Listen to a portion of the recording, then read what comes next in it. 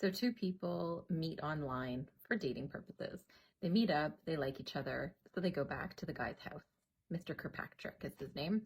One thing leads to another. They're having a great time, and the complainant, in this case, she says, "You know what? Yeah, let's have intercourse, but only if you use a condom."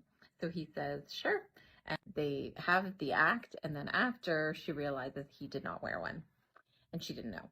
So he ends up being charged with sexual assault. The trial judge says you did consent to the act. There was some question about whether it was fraudulent that he, said he was wearing one, but he wasn't wearing one. So that was a little bit at issue, but the trial judge ended up deciding that he wasn't guilty.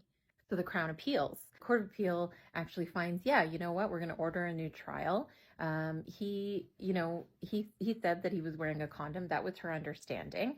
And the fact that he didn't wear it means that, she wasn't consenting to the act because she had a condition on the only way that she would actually go through with intercourse is if he was wearing one, and he wasn't.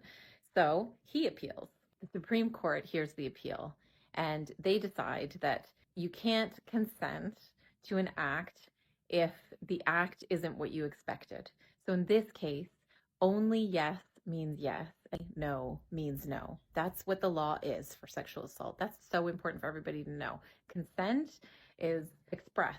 And she had a condition on what the terms were. She expected that he was going to wear a condom, and he did not.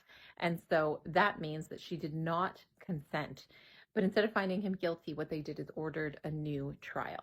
Ordering a new trial is really common in these cases, right? Everybody, of course, deserves a fair trial and a fair consideration. But what's awful and what we need to think about is that these women who are going through this awful thing now have to go through it again and testify at a preliminary hearing and a trial. So she's going to have to testify twice more with, no guarantee of him being convicted afterwards.